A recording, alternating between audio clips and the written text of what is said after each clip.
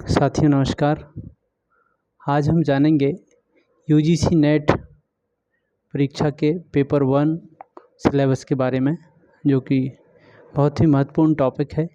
और इसके अंतर्गत जो इसका वेबसाइट है, उस वेबसाइट से सारे विषयों के पेपर के सिलेबस को यहाँ से देखा जा सकता है।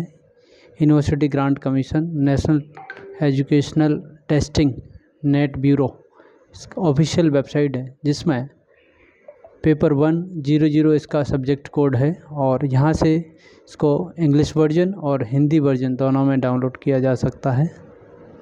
तो यहाँ से हम डाउनलोड कर सकते हैं इसको। पेपर 1 का ये इंग्लिश वर्जन है, इंग्लिश सिलेबस है, जिसमें general paper on teaching and research aptitude code number 00, paper 1, जो कि 50 क्वेश्चन इसमें होते हैं। और इस पेपर 1 का मुख्य जो उद्देश्य है, the main objective is to assess the teaching and research capabilities of the candidate. जो कैंडिडेट है उसकी पढ़ाने की क्षमता और शोध करने की क्षमता को जांचते हैं। The test aims at assessing the teaching and research aptitude as well as. और इसका मुख्य उद्देश्य है कि टीचिंग और रिसर्च एप्टीट्यूड को जांचें। Candidate are expected to possess and exhibit cognitive abilities which include comprehension, analysis, evaluation, understanding the structure of argument, deductive and inductive reasoning। इस प्रकार से जो कैंडिडेट है उसको comprehension, analysis, evaluation और रीजनिंग के बारे में बेसिक जो फंडामेंटल टॉपिक्स हैं उनके बारे में पता होना आवश्यक है। ये इस पेपर 1 से जांचा जाता है। The candidate are also expected to have a general awareness about teaching and learning process in higher education system। उच्च शिक्षा विभाग में अभ्यर्थी को ये चीज़ें पता होना चाहिए कि टीचिंग लर्निंग प्रोसेस क्या होती है। The candidate are also expected to have a general awareness about teaching and learning। Further, they should be aware of interaction between people, environment, natural resources and their impact on the quality of life। और आगे इनको ये भी पता होना चाहिए कि लोग, पर्यावरण, प्राकृतिक जो संसाधन हैं उनके ऊपर क्या फ़र्क पड़ेगा और उसके बेसिक जानकारी क्या है। तो इस सब के बारे में है फर्स्ट पेपर। इसमें टोटल 10 यूनिट होती हैं। यूनिट 1 की यदि बात करें, इसमें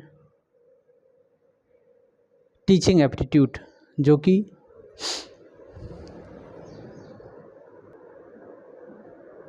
ये इसका हिंदी पोर्शन है। पेपर 1 के बारे में सामान्य जानकारी जो है, जो हमने चर्चा की। टीचिंग एप्टीट्यूड जो कि शिक्षण अभिवृत्ति के बारे में है, इकाई 1, जिसमें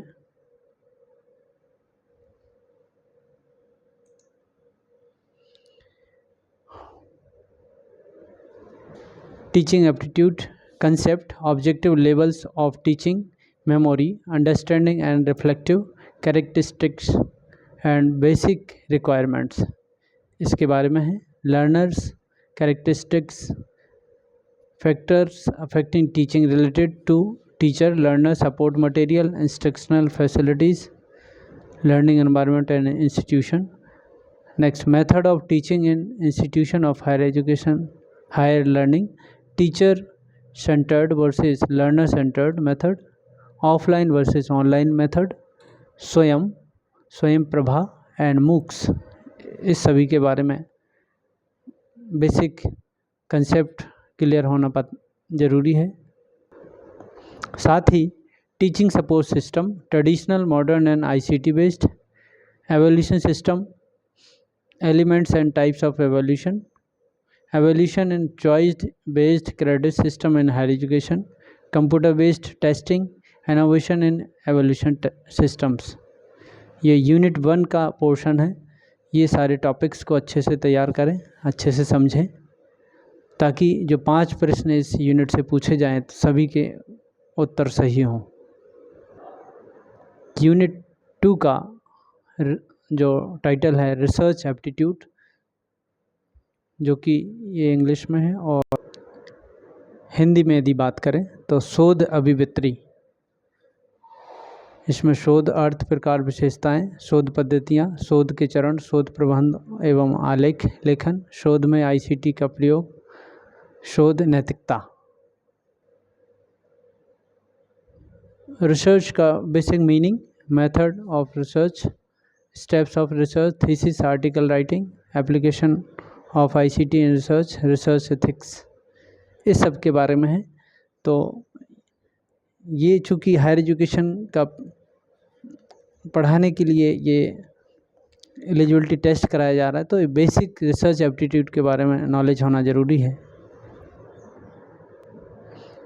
यूनिट 3 कंप्रिहेंशन, बोध। एक गद्यांश दिया जाएगा, उस गद्यांश से पूछे गए प्रश्नों का उत्तर देना होगा। इसमें पैसेज जो होगा उसके बेस्ड पर लगभग 5 प्रश्न पूछे जाते हैं, जो कि बहुत इजी पोर्शन है और सभी को अच्छे से इसका प्रैक्टिस करना चाहिए, और तब जाके सारे प्रश्नों का उत्तर सही हो सकता है।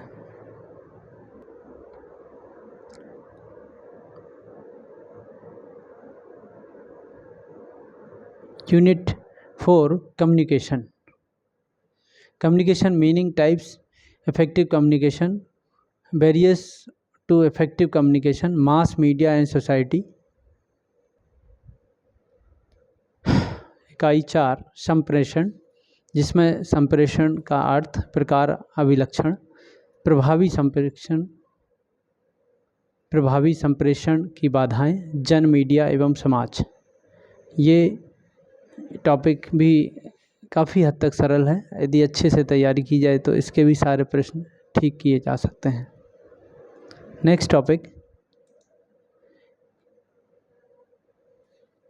मैथमेटिकल रीजनिंग एंड एप्टीट्यूड, जिसमें types of reasoning, number series, letter series, code and relationships, mathematical aptitude, fraction, time, distance, ratio, proportion and percentage, profit and loss, interest, discounting, averages, etcetera. गणितीय तर्क और अभिव्यक्ति, जिसमें तर्क के प्रकार, संख्या श्रेणी, अक्षर श्रृंखला, कूट और संबंध। गणितीय अभिव्यक्ति, अंश, समय और दूरी, अनुपात, समानुपात, प्रतिशतता, लाभ और हानि, ब्याज और छूट, औसत इत्यादि, जो कि ये टॉपिक हैं और 6ठी क्लास से 10वीं तक लगभग सभी विद्यार्थी इसको पढ़ते हैं। तो इसमें प्रैक्टिस यदि की जाए तो सारे प्रश्नों को ठीक किया जा सकता है। Logical reasoning, understanding the structure of argument, argument forms, structure of categorical prepositions, mood and figures, formal and informal fallacies, uses of language, connotations, denotations of terms, classical square of opposition, evaluating and distinguishing deductive and inductive reasoning, analogies, Venn diagram, logic, Indian logic, means of knowledge, प्रमाणास, प्रत्यक्ष, structure and kind of Anupama, अनुमान। और Hindi portion में यदि बात करें,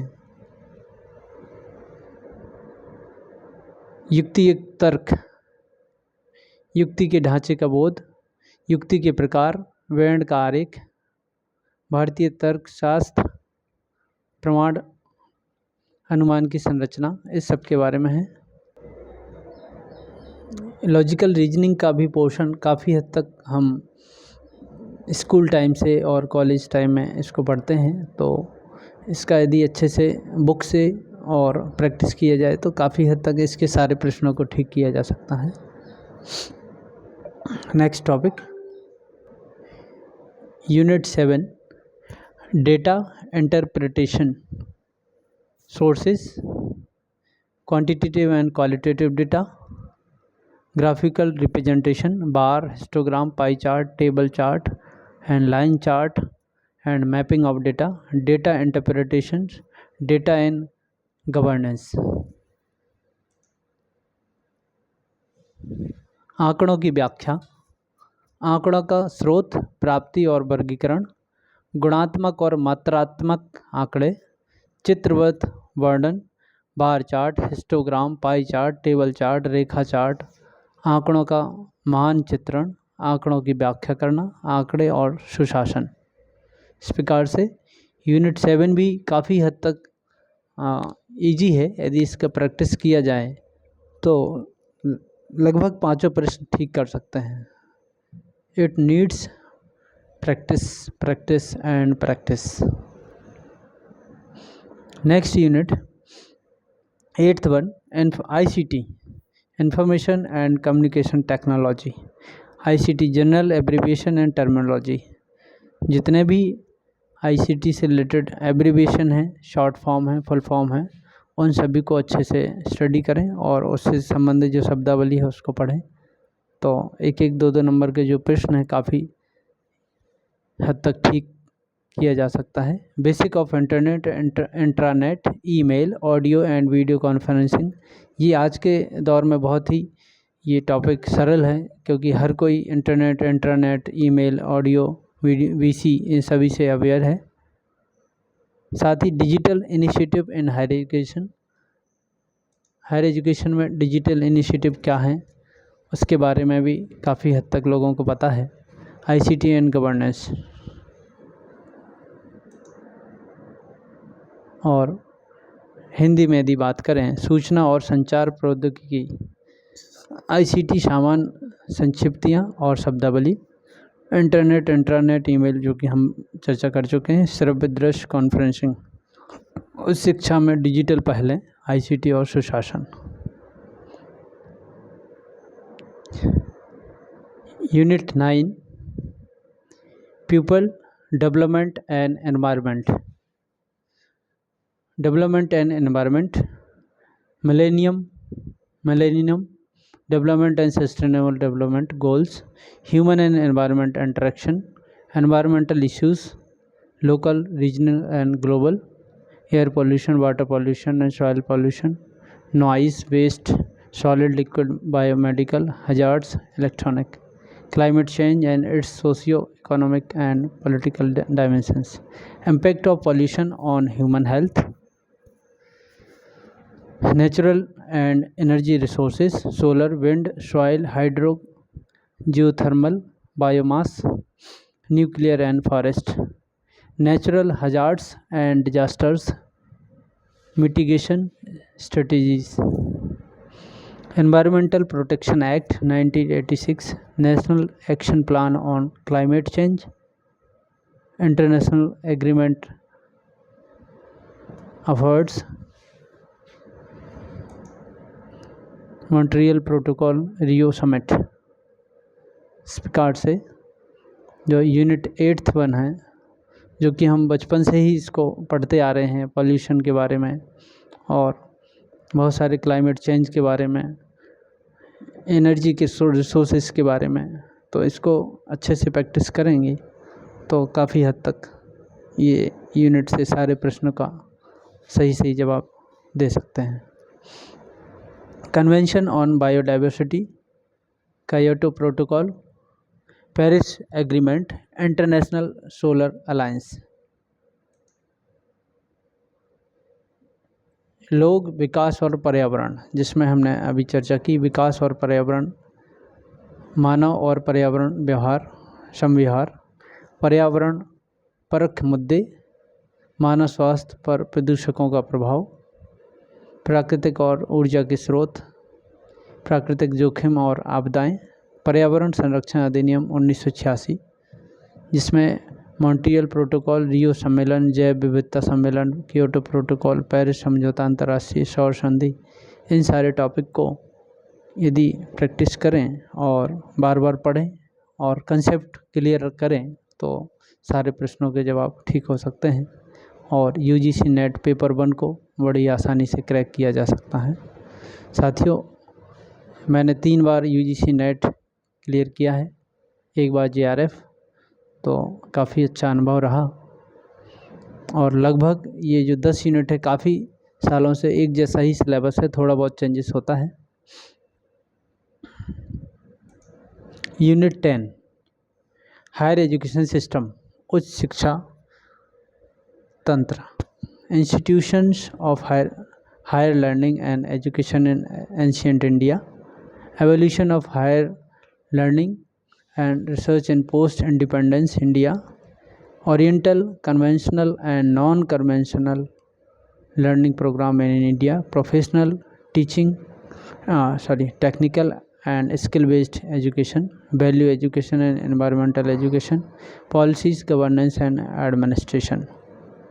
5 questions each carrying 2 marks are to be set from each module. प्रत्येक unit से 2 number का 5 क्वेश्चन पूछा जाएगा जो कि प्रत्येक क्वेश्चन का अंक 2 होगा। Wherever graphical pictorial questions are set for cited candidate as a passage followed by equal number of questions and weightage we set for visually impaired candidates.